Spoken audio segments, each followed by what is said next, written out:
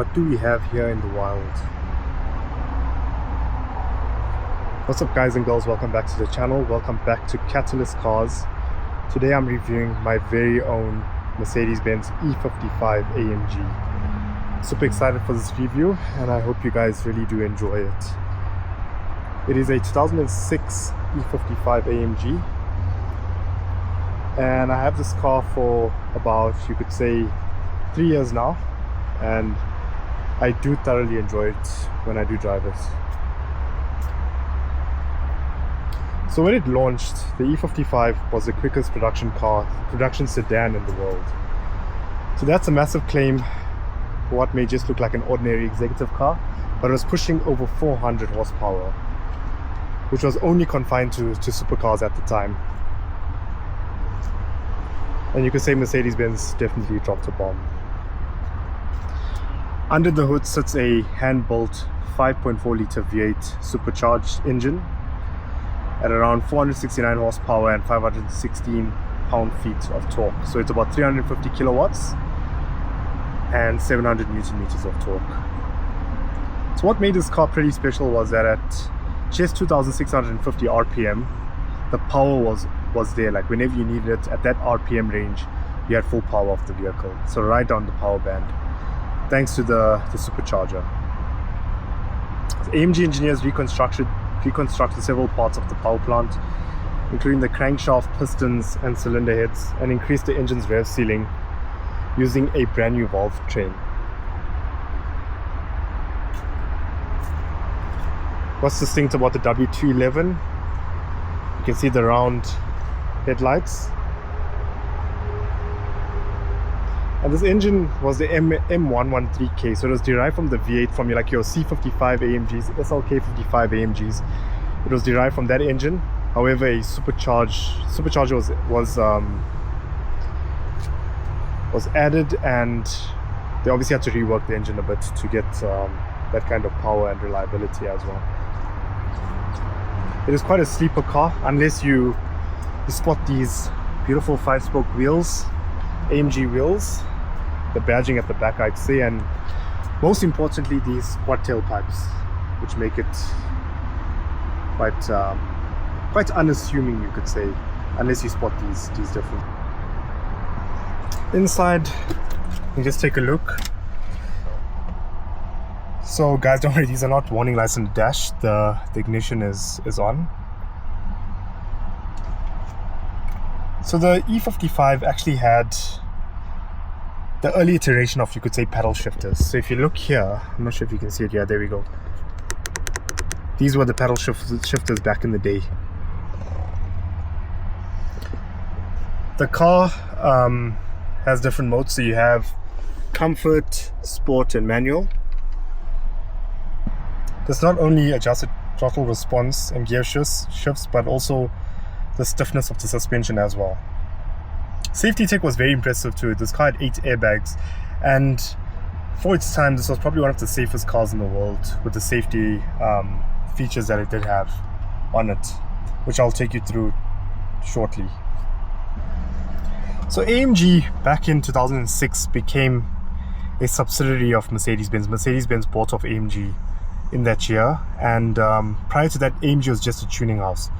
So this vehicle actually came out in 2003. Production was up till 2006, so I have one of the last ones that were produced, and AMG then took over from 2006. It became a family brand under the Mercedes-Benz umbrella, you could say. So these cars from 2003 to 2004, just before 2004, the top speed was limited to about 200, I think it was 275 or 280 kilometers an hour. However, with the AMG driver's pack onwards from 2004 to 2006, you could extract up just over 300 km per hour apparently, and some people state that it went up to 320, as you can see from this cool dash. I really like the dash. It's quite unique to this vehicle, especially the V8 compressor writing down there, as well as the AMG logo on the dash, making it quite unique for this model. So what do I like about the E55 AMG? Why did I buy it? More for its hand-built V8 supercharged engine, but also I've always wanted an AMG, and this is my first AMG, and I plan to keep it for eons to come, I'd say. So what does my E55 have that a lot of E55s actually don't have? Some cool features. So firstly, it has a Distronic. This is basically a radar. So back in the day, it was quite impressive for Mercedes. This is a radar for the active guided cruise control. So you'll set the speed and as well as the distance you want between the car in front of you and behind you. And this would actually slow down and accelerate accordingly as per the distance you set the vehicle to. Another cool feature this car has is heated seats. So you have 3 different settings for your heated seats. This car also came with cooling seats as well. It was an option on this vehicle. I think the button would have been probably down here, I would say. The car also has keyless go and also a starter button right here, which makes it pretty cool, I would say. Air suspension, which was quite problematic on these cars. I actually had to replace one of my air suspension units, but I'll show you how it works when you raise the vehicle and you lower it and you change the different modes, especially when you put it onto sport mode, which lowers the car drastically. This is basically to prevent your car from crashing. So the cars with Distronic actually had this feature, so you could set with this exactly how far. Let me just show it to you. Let me just start up the car. You can hear that beautiful V8. So when you're driving, you can literally set the distance between 0 to 100 meters, how far you want to be between the car in front of you, and that would keep the car cruising and braking and accelerating within that distance, which is called Distronic for Mercedes-Benz. So let's put this car on sport. You'll see it's currently on comfort there. So that's manual, and then let's try sport. Let's do a couple of revs.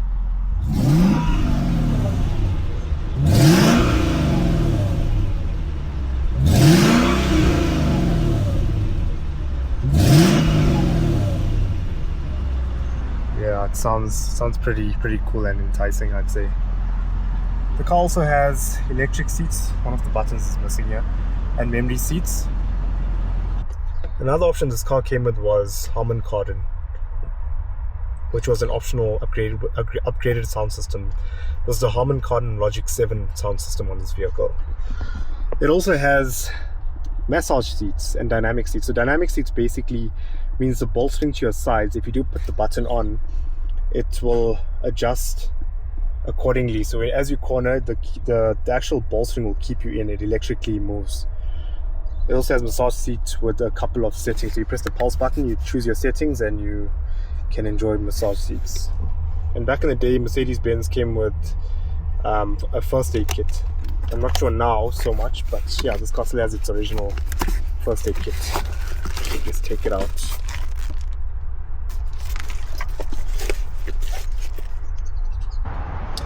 It was definitely a true limousine for back in the day. You had an option to choose whichever type of wood trim you wanted. It had an ashtray as well, fitted to the back for those that smoked. Electric windows are standard. Beautifully seats in the rear, which was very comfortable. Electronic climate control as well. The car also has a rear blind, which I believe could have been an extra, but I think it mostly came with all E55s. You also get rear PDC, which is quite cool. So when you're reversing, you just look up and the PDC guides you accordingly. Sunroof, I believe, was also an option, and I believe some markets got the full pan roof, and some of the earlier E-Classes actually had solar panels on the roof for the pan roofs, which was quite cool for the time.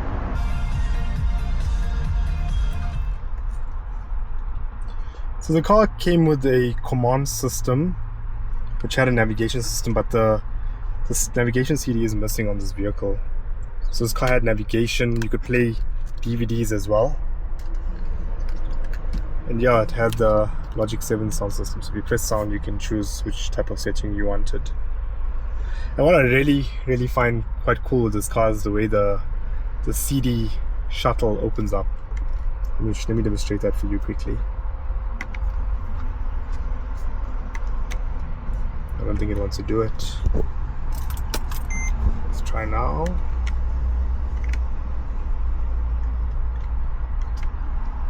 Oh, sorry, I'm pressing the wrong button.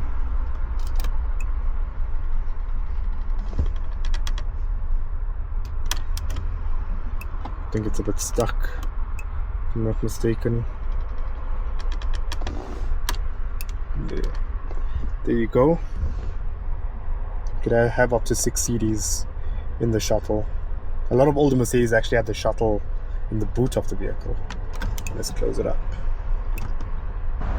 Let me now demonstrate how the air suspension works on the vehicle. So we're going to raise it first. It's currently on the normal setting, the comfort setting. So I'm going to raise the vehicle and then I'm going to lower it to the Sports 2 setting.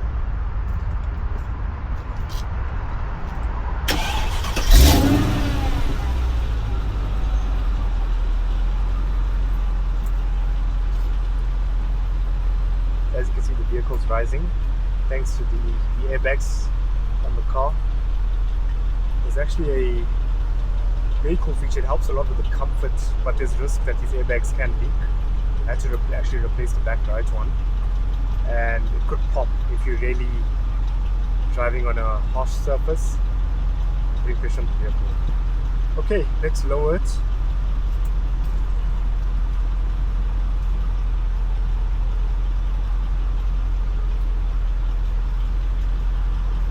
Change the airmatic system to Sport 2. The car's lowering pretty slowly.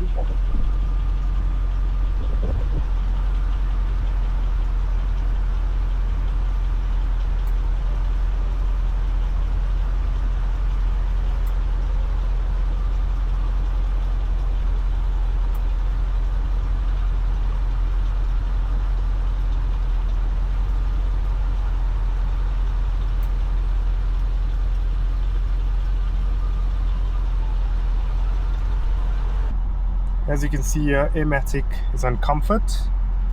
I press it once, Sports 2, and the second time it goes on the second sport. So really I'm enjoying this car. Speaking briefly about the history of the E-Class AMGs, Mercedes and Porsche actually built one because the Mercedes plant couldn't fit the wide body on the Mercedes 500e. And Porsche actually had to take over that project. They were actually struggling at the time and needed a bit of money, and they took on the project. So it was a collaboration between Porsche and Mercedes-Benz, as well as AMG was indirectly involved as well. Then there was also a limited E60 AMG. It's very limited, and you'll see these pictures on the screen currently. And we then moved on to the W210 E55 AMG, which was also quite a cool shape. Very rare in South Africa. I believe a lot of them were imported into South Africa. And this one, the W211 E55 AMG. From then onwards, we got the E63 AMGs in various forms and facelifts. Those are also very cool cars, but the E55 is the one for me. And why is that? It's because it is the only and it is the last E-Class AMG to have a supercharger. It probably will be the last one to have a supercharger. That's why it's my favorite E-Class AMG.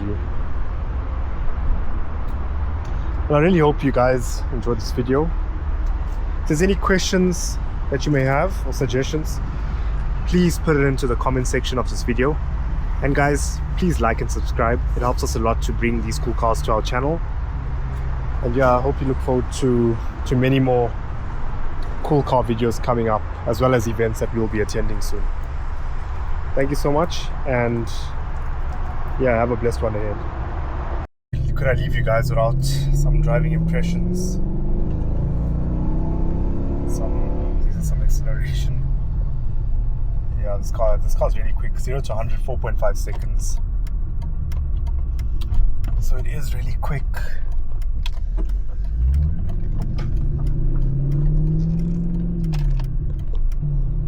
So you can also see the Distronic working a bit.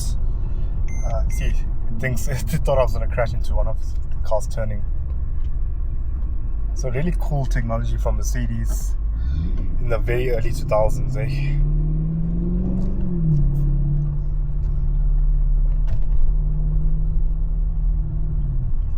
I'll just set the Distronic in a bit to show you exactly how it works.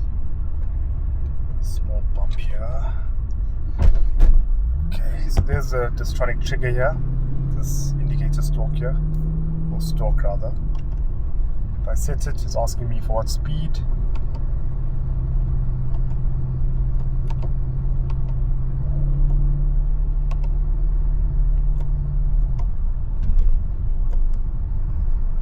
So I put it at 72 km per hour.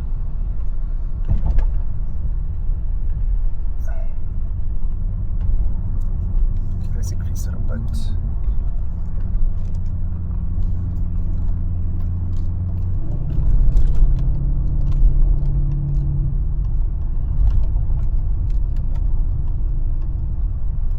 Sorry, that's a limiter. Let's put that off.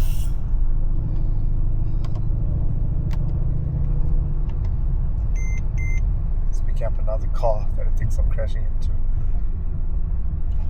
I'll put on the open road, so I think we need to keep at a consistent speed for it to work, or be over a certain speed, sorry. So it ideally works on a highway.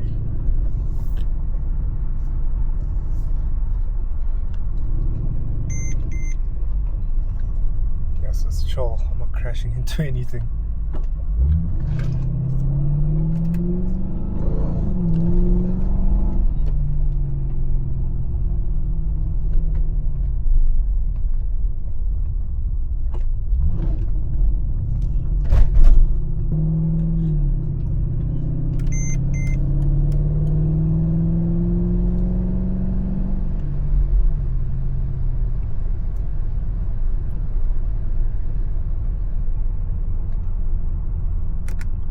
Some downshift. These paddle shifters aren't very quick.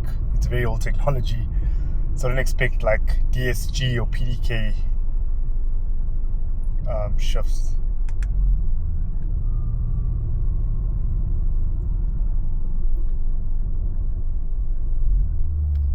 One last pull for you guys.